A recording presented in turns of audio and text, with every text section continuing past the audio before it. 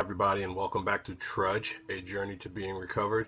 My name is Dexter. I am recovered drug addict alcoholic. Welcome back to the program. This is a very late submission. I'm almost 4 or 5 days late here. It's been a really busy week, and I've been a little under the weather, but I'm pulling it together today on my day off, and I'm going to try to get caught up. So last week we finished up the chapter How It Works, and we are on step 4.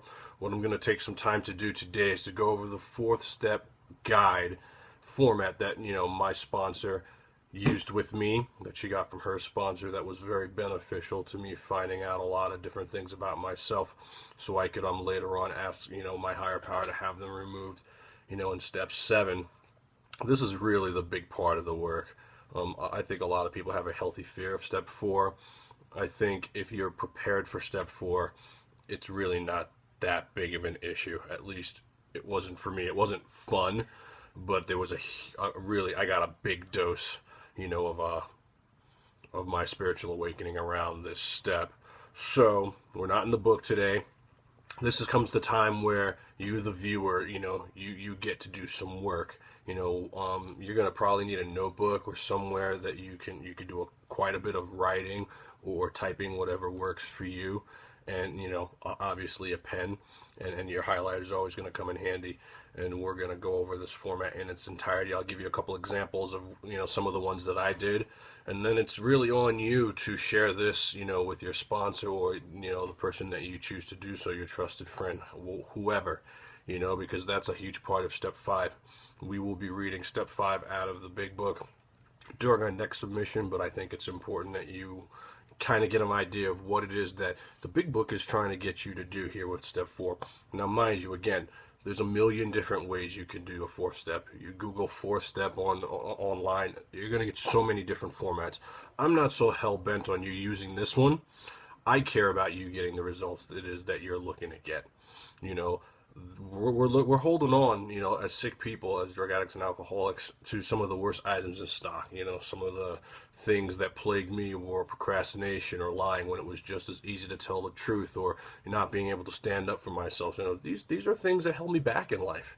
This is not what God's will for me was to be. And it wasn't until that I really worked this step in its entirety that I start to see patterns throughout each list, each resentment that I did, that I needed to be free of just as much, in my estimation, as I needed to be free of, the drugs and the alcohol. So let's go ahead and take the time to do a 3rd step prayer, and then we'll go over this, and we'll just kind of see how it goes. All right?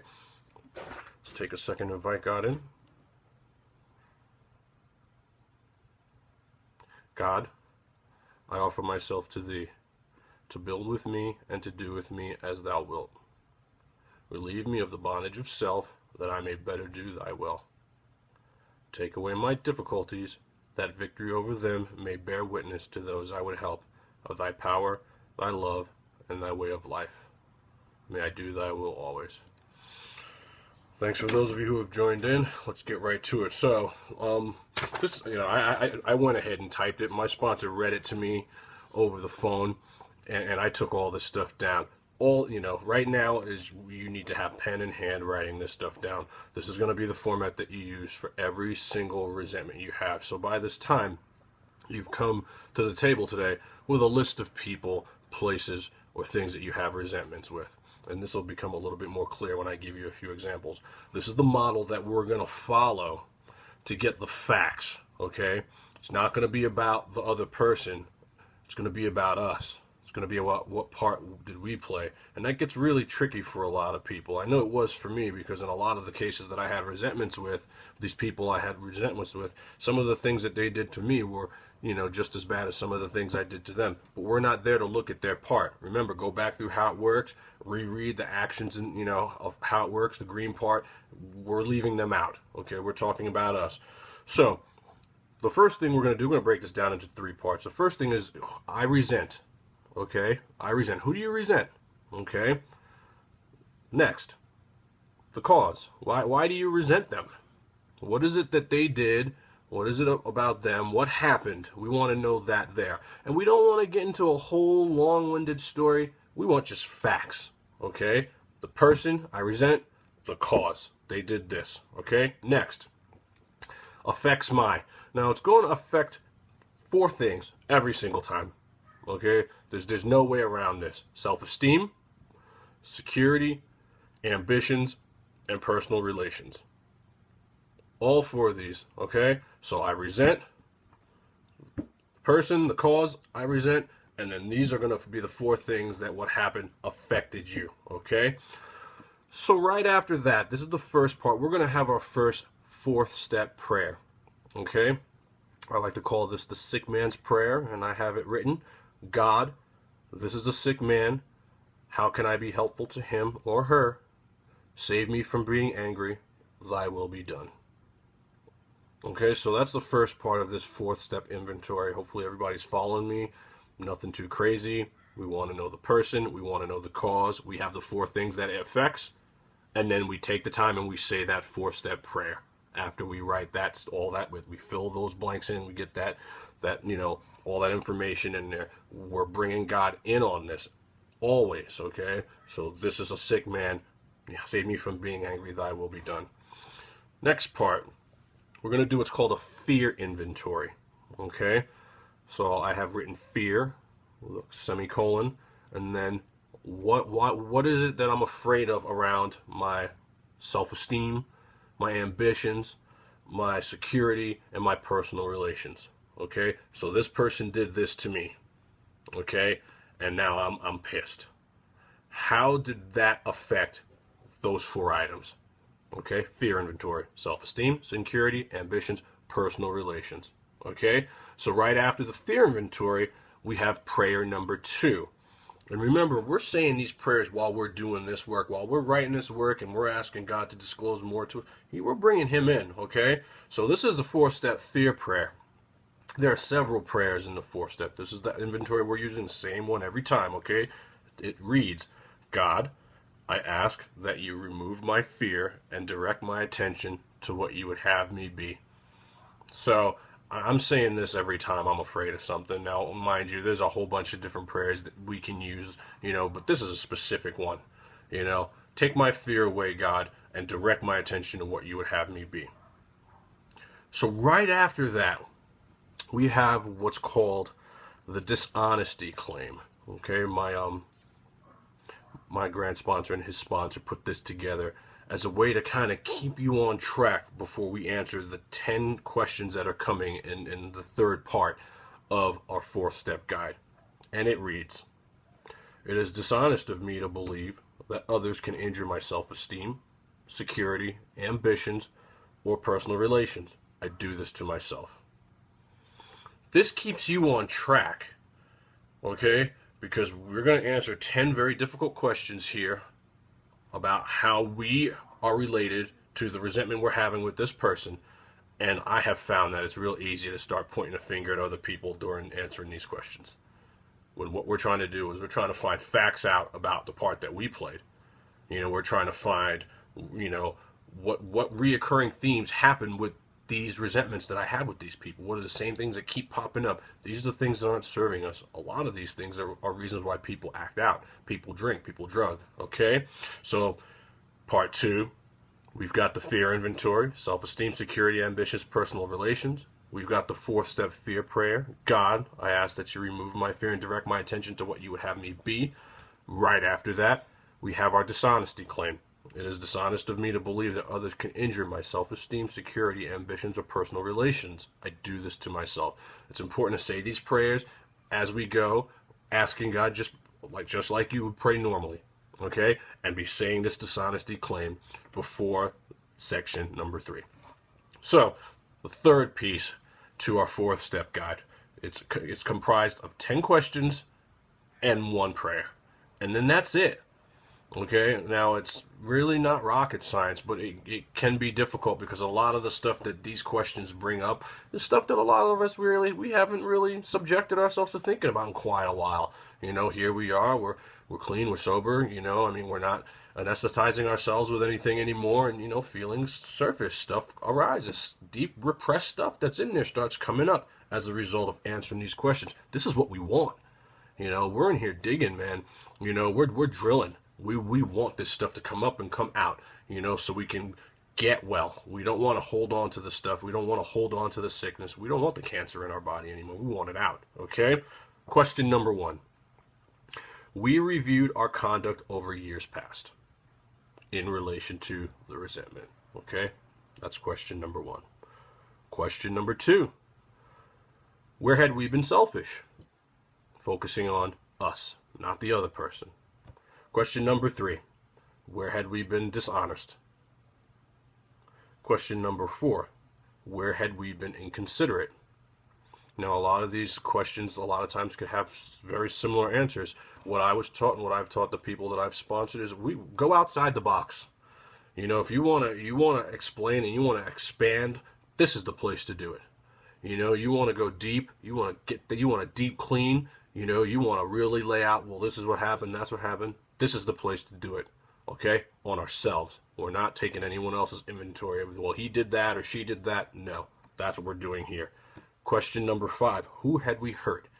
We want to know who did we hurt. And the answer could never be, I hurt myself. Okay? Remember, selfish and self-centeredness is the root of this problem. We're not going to focus on, we already know we've hurt ourselves. We've taken enough drugs and alcohol into our systems to hurt ourselves for a lifetime. We want to know, who did we hurt? What other person? Okay? We're keeping the focus on us, but we're not putting ourselves in a position to make ourselves victims. Because here, well, I hurt myself, and all of a sudden the self-pity gets on, and we start going right off track. Okay? The answer could never be, I hurt myself. That's obviously, I hurt myself. I wouldn't be doing this work if I hadn't put myself in a position to have been hurt repeatedly, no matter what the substance or thing that was hurting me was, okay? Number 6, did we unjustifiably arouse jealousy? Number 7, did we unjustifiably arouse suspicion? Number 8, did we unjustifiably arouse bitterness? Number 9, where were we at fault? And number 10, what should we have done instead? Some of these questions won't apply, depending on the resentment. Most of them will, though. 6, 7, and 8 for them, you know, a lot of relationship resentments. Those fit very, very well. I'll give you a couple examples right off the top of my head of some of the ones that I did, and we'll go over them, and hopefully that will make things a little bit clear. After doing the 10 questions, we have our final prayer, and this ends every single resentment that we do. It says, God, I ask that you mold my ideals and help me live up to them. Because remember, I mean, we couldn't stop drinking without God's help, and we're not going to get rid of these other character defects, these things that we're holding on to. We're not going to get rid of these things either on our own. If we could stop by left to our own volition, we would. You know, 9 out of 10 times. A lot of the stuff that doesn't plague me anymore, I tried. I couldn't. Just didn't go. You know, not all of them are going to be on the level of the obsession of drinking, but there's going to be some stuff in here that I promise you will surface if you do a searching, thorough, and fearless moral inventory of yourself. So again, this is the guide that you're using for every single resentment. It doesn't change. Every single question gets answered. It gets written out just like this every single time. All right?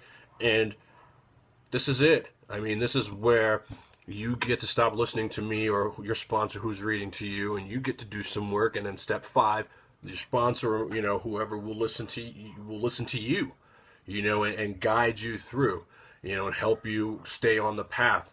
And I'll show you with a couple of my examples how steps 4, 5, 6, and 7 kind of almost work as one step. You know, they work in kind of in conjunction with each other. You know, 4 through 9 is really the grunt work of the steps. Okay, 4 and 5 we do together, 6 and 7 we do together, 8 and 9 we do together.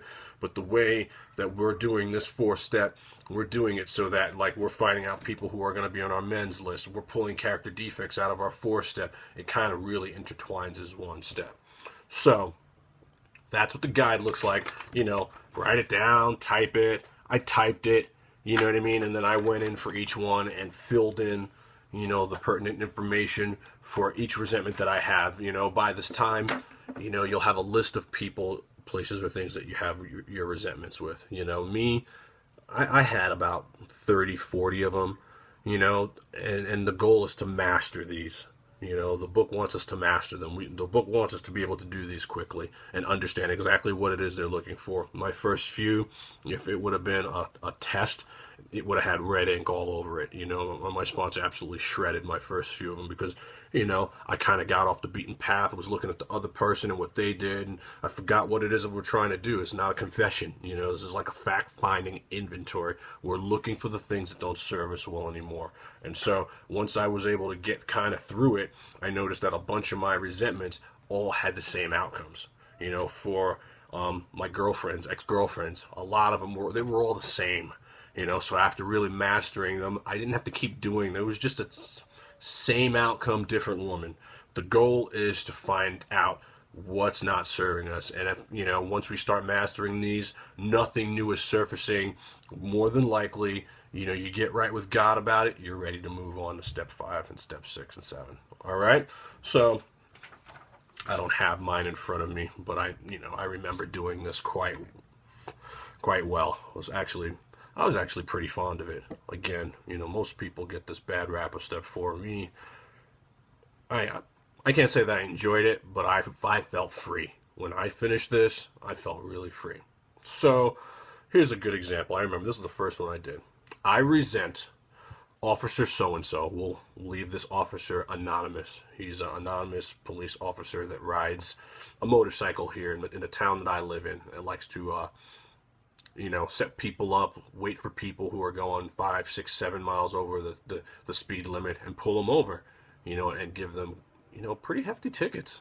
And that's what happened to me on this day. So we'll call him Officer Johnny, for the sake of keeping him anonymous. That's who I resent. The cause. He pulled me over for doing 37 in a 25. That's what happened. Okay? That's exactly what happened. I don't need to get long-winded about it. I don't have to, go on and on and on about it. We just want to know the cause. What happened? That's what happened. This affects my self-esteem, security, ambitions, and personal relations. So then I power up a prayer. God, this is a sick man. How can I be helpful to him? Save me from being angry. Thy will be done. Now, in this case, was he a sick man? I don't know. He was just doing his job.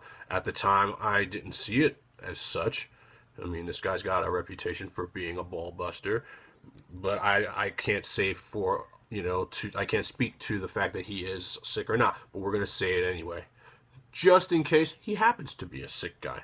He happens to get off on it. Maybe he does. Who knows? But we're going to do that because it's part of the 4th step, and we need to get in the habit of praying for other people who are sick. Remember, we talk about these people and how it works as them being spiritually sick. Okay? So now we have the fear inventory around self-esteem. I'm afraid that I'm not good enough. I'm afraid that I'm not worthy. Now, I write that because I have a clean license. I haven't gotten a speeding ticket since I moved here. I haven't had a moving violation. I haven't had anything as much as a parking ticket. And this guy pulled me over. And, where I used to live, like, you just kind of get a warning for a 37 and a 25, but not here. He didn't want to hear anything I had to say, went to his car, checked everything, wrote me a ticket, and sent me on my merry way, $165. And I was pretty pissed, to say the least, about that. And I felt like, well, maybe I don't measure up to this guy. Maybe if I was wearing a shirt and a tie, or maybe if I was well known in town, I might have gotten. I felt like my self-esteem was shot behind that. I felt like, I just wasn't good enough. Security. I have a healthy fear of police. I always have. It's just been a thing that I've had a hard time overcoming over the years. I've had some run-ins with police that have been less than favorable in my life. And so I wrote, I'm afraid for my physical well-being. I don't want to turn this into a whole race relation thing, but stuff happens. Stuff happens. Not all cops are bad, but not all cops are good. And, both in and out of my disease, I've had some not fun things happen at the hands of the police. And so I security, I'm afraid for my physical health. I'm afraid to get hurt physically. I'm afraid to be, taken to jail. Anything like that. That's kind of what came up for me. Ambitions. I'm afraid that I'll never really have the relationship with law enforcement that I can have with anybody else. Because look, what the bottom line is here is that they're just trying to do their job. They really are. They wear a blue suit. And truth of the matter is like when it goes down, I'm going to dial 911. You know what I mean? So it's like being a decent law-abiding citizen, having good relations with them and everyone is really just what I want in my whole life. I don't want to be resentful, scared, afraid of anyone. My ambitions there are threatened, however. And personal relationships. I am going to be alone, out of this healthy fear that I have for police. I'm going to not be able to live life the way I really want to live. I'm going to be maybe driving the other way, looking out for him, being suspicious of where he might be. This guy's notorious for, everyone I know, basically, almost everyone I know that lives in this town has gotten a ticket from this guy at least once. And it's been something very similar.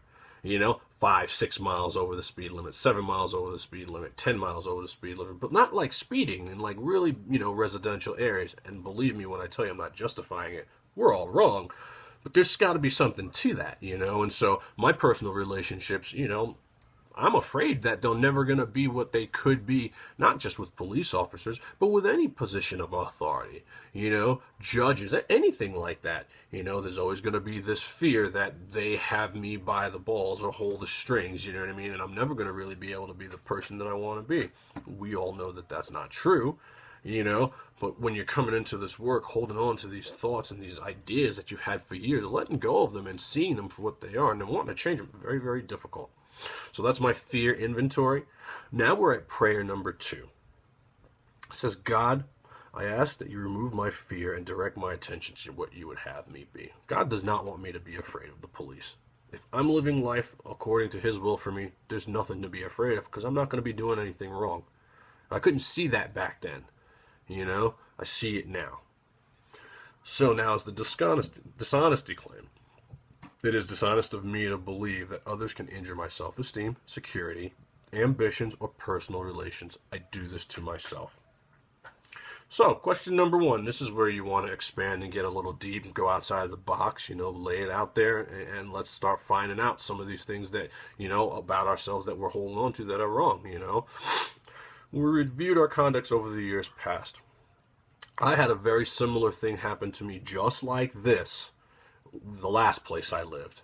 Coming home from work late one night, maybe a 35-mile-an-hour speed limit. I might have been doing 40, 41. Guy pulled me over. Guy gave me a ticket. Same exact thing, and I reacted the same way.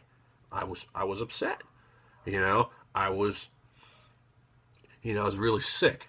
The thing that pops up for me around this is the word entitlement. Like, I'm entitled because I have a clean license, and don't you know who I am, that you should just give me a warning and let me go. Because that's how it's always been. And entitlement for me, when that came up, I wrote that down and I highlighted it orange. These are the things that keep us sick. Thinking like the world owes me a living.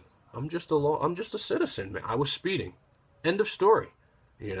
If you don't want to do the time, don't do the crime. But again, I couldn't see it that way. So right off the bat, we're going to doing a little bit of 4 and a little bit of step 6 right there, because I get to pull that character defect out of that situation where I get to review my conduct in the years past when this has happened. I get to also look at, in years past, I've done 100 mile an hour on the freeway and never gotten pulled over. I believe in karma. It comes around, Everyone gets what's coming to them. So for me to complain about getting a ticket for not doing the speed limit, I deserved it. It's the bottom line. So, self-centeredness, thinking of only myself. Self-centeredness, entitlement. What I did is when these things popped up, I wrote them down and then I highlighted them. And then when I got done with all of my 4-step resentments, I went back and looked at them all, and my 6-step list was already made. It was already done. It was brilliant how I get to pick these resentments right out of the work that I'm doing right now. So, where had we been selfish? I was only thinking of myself. I wanted to get home. I wanted to shower. You know what I mean? I wasn't thinking about anybody else on the road. Granted, I was only doing 37, 35, 40, whatever it was. I'm not going to really hurt anybody. But the bottom line is, I was only thinking of myself. I wasn't thinking about the fact that this guy's got a family to feed and he's just out there doing his job. I was thinking of the fact that, well, give me a break. This world's not here to give us breaks. There's rules in place for a reason, and I had to take a look at that. Selfish, self-centeredness, that's the root of this disease. It just is the root, and so I had to look at the fact that I was only thinking of myself and nobody else, just like I always have been in the past, okay? Where had we been dishonest? Simple.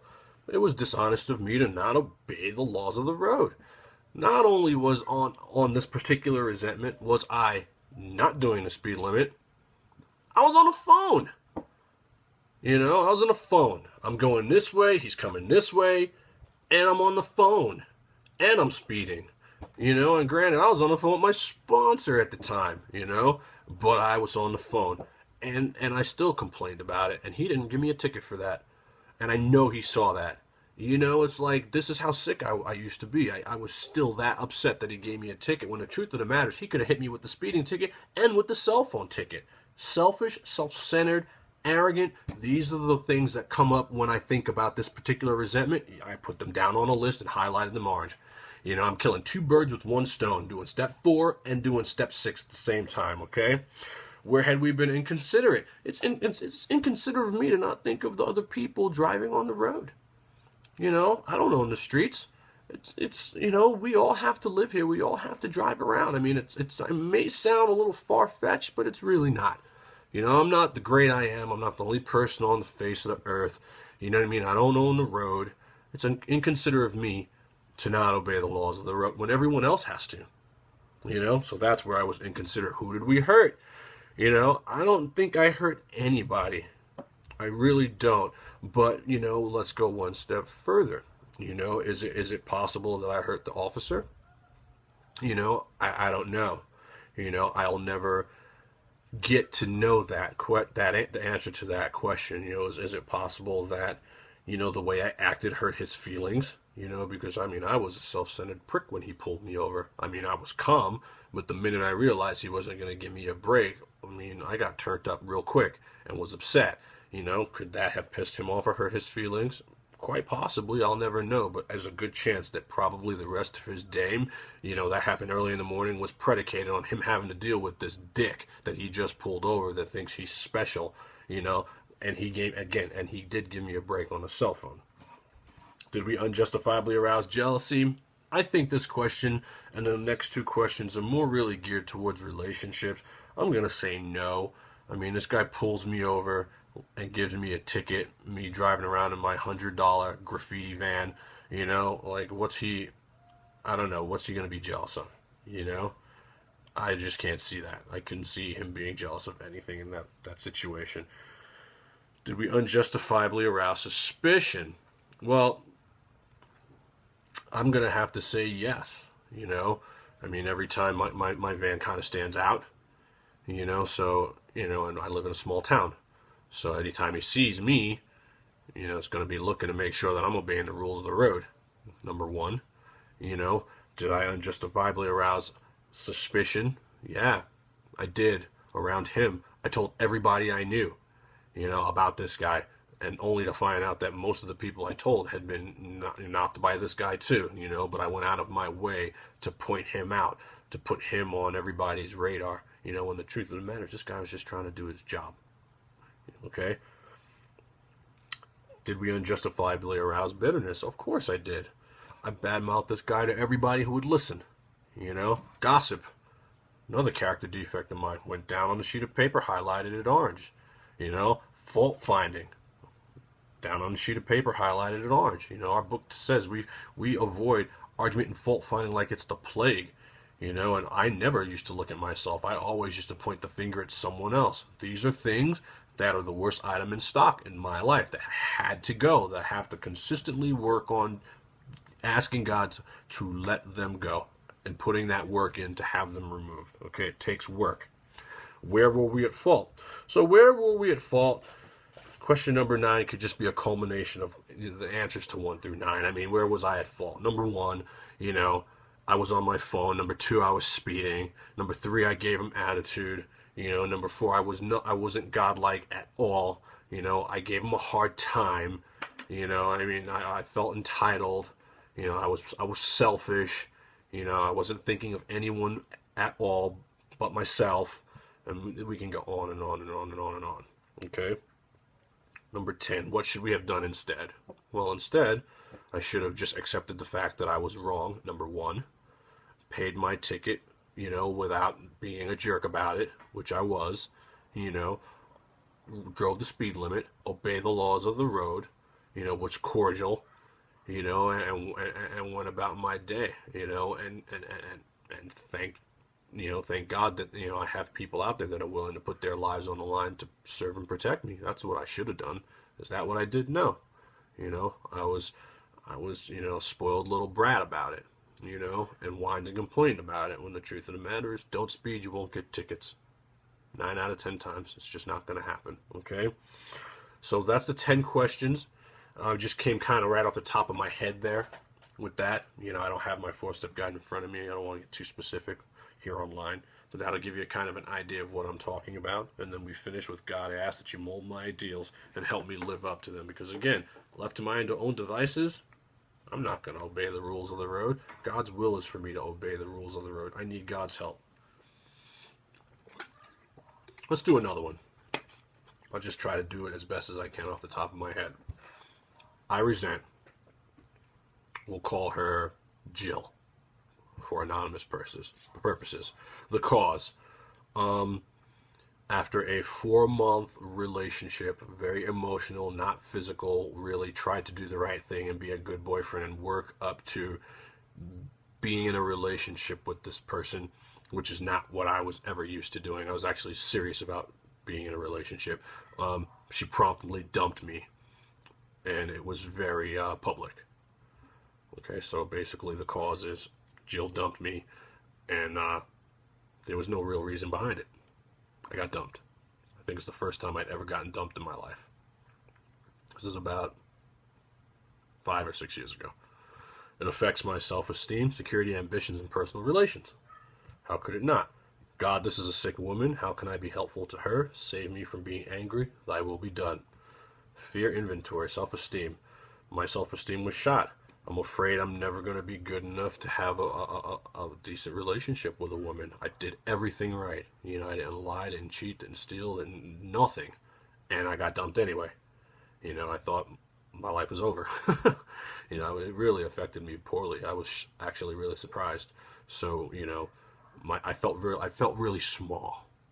I felt really small. I felt like I just didn't add up to being a man. My security, my emotional security was threatened.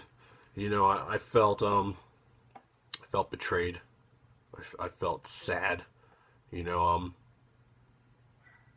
it was at a time where I wasn't using. I had been clean for a while, but I had no steps. So, you know, I was frail that way. It happened in the front, you know, and it was a venue where a lot of people knew us both. You know, one of those situations where we were friends with a lot of the same people, and I kind of felt judged. I was crushed. I mean, I'm not even gonna lie, I was crushed. Ambitions. I kind of mentioned it early in self-esteem. I'm afraid that I'll never be able to have a intimate relationship with a woman. You know, out of fear about my past or who I've been with or what I'm going to do or whatever. I'm just afraid I'll never be able to do it, because at that point, that was the first time I've really been able to do that, and I got dumped anyway. You know, for no reason. I never really found out what the reason was. I was given a reason, but I'm pretty sure that that was not the real reason. And then personal relations, you know. I'm afraid that I'll put everything into this relationship like I did this last one and be hurt again. So I'm afraid of that. I don't want to go there. You know, anybody that's been dumped knows that the emotional, you know, backlash of that can be difficult to deal with. You know, being rejected, you know, especially being rejected for the first time, one of the first times in your life, you know, and so I'll just end up alone. I'll isolate. I won't go there, and I'll end up alone. You know, in isolation, this disease feeds off isolation. You know, and so Let's kind of off a little off the top of my head fear inventory. God, I ask that you remove my fear and direct my attention to what you would have me be. It is dishonest of me to believe that others can injure my self-esteem, security, ambitions, or personal relations. I do this to myself. Number one, we reviewed our conduct over the years past. As soon as I saw that question answered, I'm like, well, how many times have I just dumped somebody? I had to look at my own stuff around that. I mean, just get tired of her and don't want to be with her anymore and see ya, without even a thought. That's the kind of prick I used to be, and that's not cool. And so now that she was on the other foot, and I was an emotional basket case in the fetal position because I really liked this girl. Truth of the matter is, I'd done this before. I'm just absolutely not a care for anybody else's, well-being whatsoever. So what? She liked me. See ya. That's not cool. Self-centeredness. Down on a sheet of paper, highlighted orange. Where had we been selfish? I only thought about myself in the situation. Maybe she got scared. Maybe she wasn't ready for it and didn't know how to express it. Truth of the matter, we were both still pretty sick, even though we were in the program. I mean, we weren't ready, but I only thought about me and how much of a bitch she was. That's not cool. There we go, thinking of myself again. You notice the pattern? Doesn't matter what the resentment is. Me, self-centeredness, that's the top of that list. Entitlement. Don't you know who I am? You can break up with me? What? That's nonsense. It's sick. It's sick. And I wasn't until I was able to do these resentments that I really get to see these things about myself. And when you do a bunch of them, and the patterns are the same, the defects of character are the same, I mean, there it is. You've got that list, and you can go to step 7. You can take it to your guy, and you can work on it, and these things can be removed, or you can be content with patient improvement. A lot of them get to go, though. Some of them I still have to work hard on. Truth be told, it's not easy. Where had we been dishonest? And it was dishonest of me to think that this really had a chance. When I look at the situation that surrounded it, where we were both at, I thought I was ready for a relationship, but the truth of the matter is I wasn't. At all. And I don't think she was either. It may have been more lust than love. So I lied to myself about it, the possibility of it being able to work. I wasn't able to really see what was true. I'm sure other people saw it, and then after it was over, a lot of people told me that didn't stand a chance, but didn't help me at the same time. Where had we been inconsiderate? It was really inconsiderate of me to badmouth her the way I did after it was over, And granted, she did some foul shit, Let's just be honest, But again, we're not looking at what she did. We're looking at what I did, and because I didn't feel like it was done the right way, or I didn't feel like she, did this, the right way, or she could have done this and she should have and she didn't. See, there we go again, Character defect list, expectations, highlighted orange. Expectations are just premeditated resentments. I struggle with that. It wasn't until I did this work that I realized I put unrealistic expectations on people. I wanted her to be something that she wasn't, and she probably saw that and bailed. Okay? Who had we hurt? I hurt her. Absolutely. Expecting her to be something she probably couldn't be for me. Talking about her the way I did. I was hurt. But that's not how that's God's will for you, is not to, find fault in other people. Not to judge other people. Judging for me, I judged her completely. I completely tore her down. Character assassination. That's another character defect I struggle with. Write that down, highlighted orange. See how we're doing this, guys? It's just like, you think these things through, you talk them out, and you're just like, oh yeah, I do that. Put it down on paper, okay? Did we just unjustifiably arouse jealousy? I don't think I did. It's not like I was immediately with like one of her friends after that or anything like that. I don't think I did. Who knows? That's a question that I'll probably never get the answer to, but I don't think so. Did we unjustifiably arouse suspicion? Yeah, I told everybody who would listen, what she did.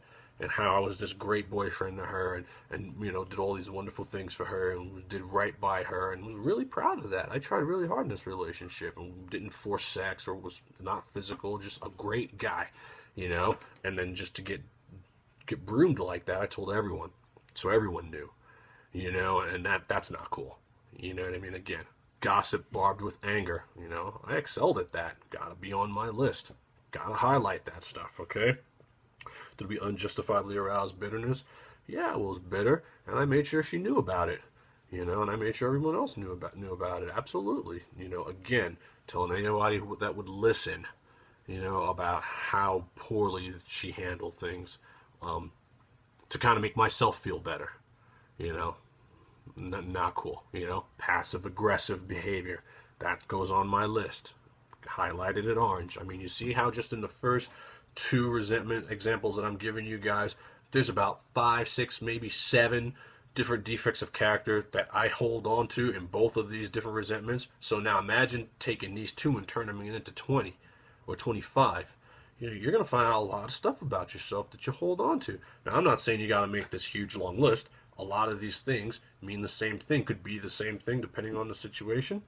Your list is your own, you know, but make it, you know, and get ready to give it to God. That's where the power to remove this stuff is, because we have that power now, because we've attained it by working steps 2 and 3. So, where were we at fault?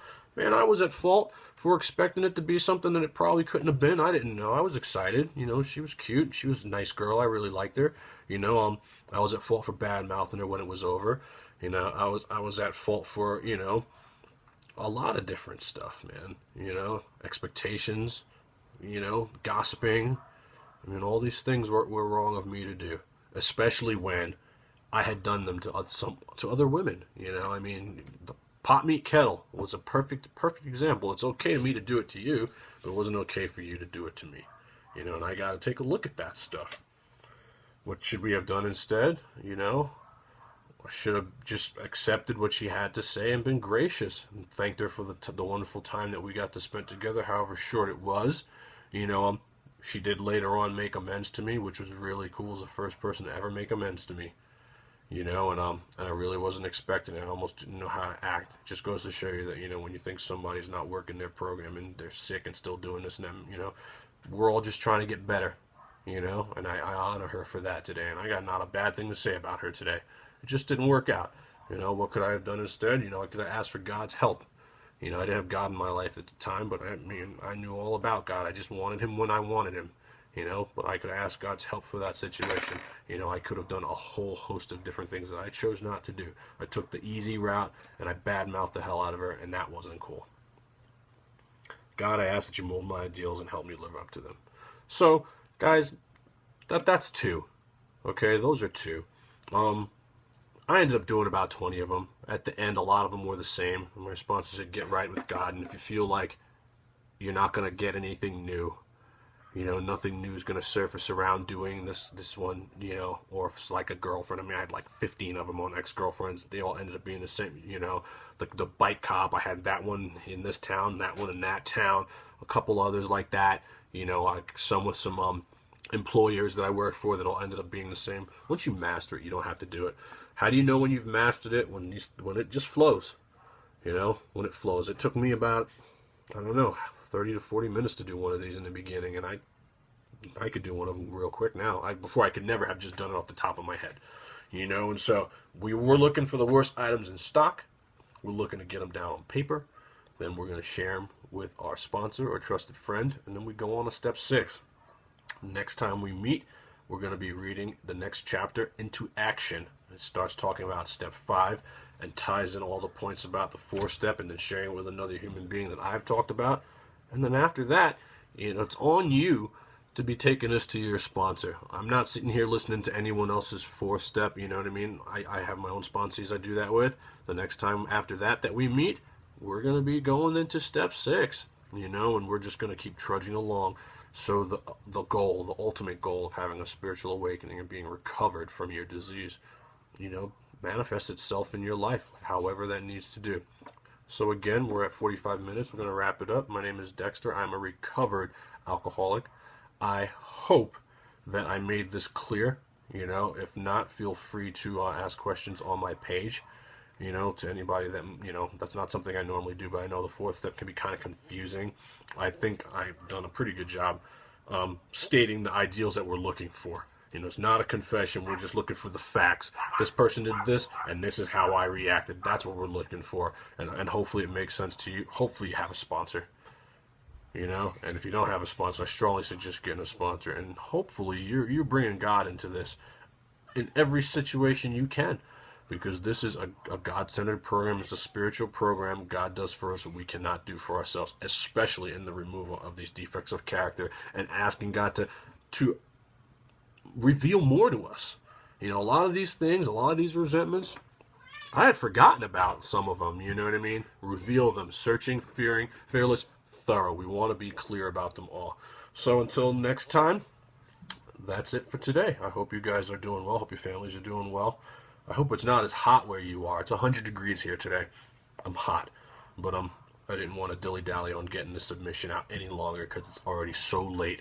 And I think I'm going to go ahead and jump into the next chapter tomorrow, just to stay current, just to, you know, keep my commitment to you guys up, because I didn't start this to kind of waver on it. So that's it. I strongly suggest you get your 4-step done. You know, the sooner the better. Sooner the better. All right. Thanks for everything. Thanks for allowing me to serve you guys. Talk to you soon. Namaste.